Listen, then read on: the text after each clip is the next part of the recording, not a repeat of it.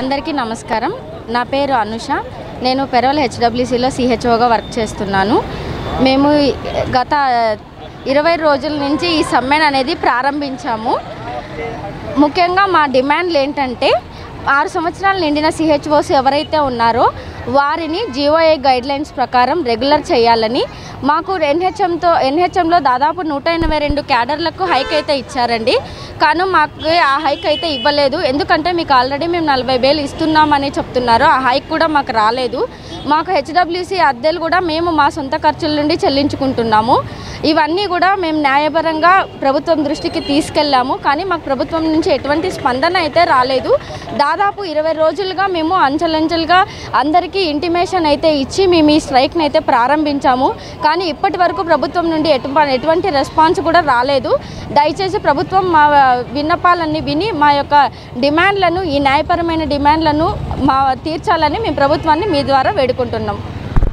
Government అయితే ఏదైతే ఆవిష్కరిస్తుందో ప్రతి ఒక్క గవర్నమెంట్ ప్రోగ్రామ్ని కూడా మేము ప్రజల్లోకి రూట్ లెవెల్ వరకు ఎండ్ టు ద పాయింట్ మేము తీసుకెళ్తాము. ప్రతి ఒక్కటి మేము సక్సెస్ఫుల్ చేస్తున్నాము అంటే అది ఈరోజు ఒక సిహెచ్ఓ వల్లనే.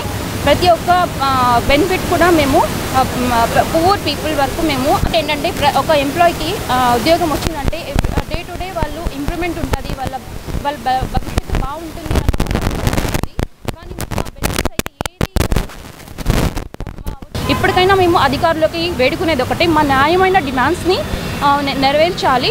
అండ్ ఇంతమంది అమ్మాయిలు కష్టపడుతున్నారు. ఈరోజు ఇంత మండు టెండర్లో మేము చెప్తున్నామంటే మా కడుపు కోతని ఒకసారి అర్థం చేసుకోవాలి. మా డిమాండ్స్ని నెరవేర్చాలి అని మేము ప్రభుత్వాన్ని కోరుతున్నాం. సంవత్సరాల నుంచి సిహెచ్ఓగా జాబ్ చేస్తున్నాను. ముందుగా ప్రభుత్వ ఉద్యోగులందరికీ, పెద్దలకు అందరికీ కూడా నమస్కారాలు.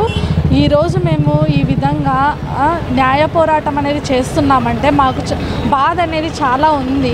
మా బాధను ఒక్కసారి ప్రభుత్వం వారు అర్థం చేసుకోవాలి. అధికారులు ఏంటంటే మేము 27 ఏళ్ల వయసులో మేము ఈ జాబ్లోకి వచ్చినాము. ఆ జాబ్లోకి వచ్చినప్పుడు మాకు సర్టిఫికెట్స్, మా ఒరిజినల్ సర్టిఫికెట్స్ అన్నీ తీసుకున్నారు. ఆ సర్టిఫికెట్స్ తీసుకోవడం వల్ల మేము వేరే ఏ జాబ్కు వెళ్ళలేకపోయాము.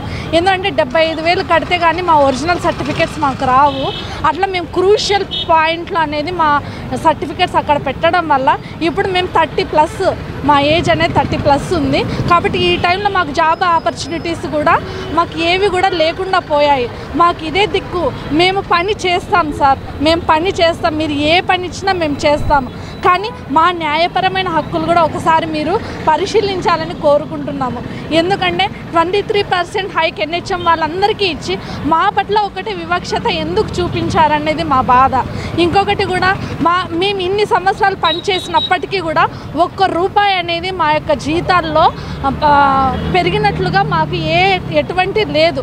అయినా కూడా మేము ఆ డబ్బుల్లోనే మా ఫ్యామిలీని పోషించుకుంటున్నాం, మమ్మల్ని పోషించుకుంటాం. ఇంకొకటి మేము చేస్తున్న విలేజెస్లో ఏదైనా ఖర్చులు వచ్చినా కూడా ఒక నేషనల్ ప్రోగ్రామ్స్ అనేవి రూరల్ లెవెల్లో ఉండాలంటే దానికి ముందు మమ్మల్నే పెడుతున్నారు.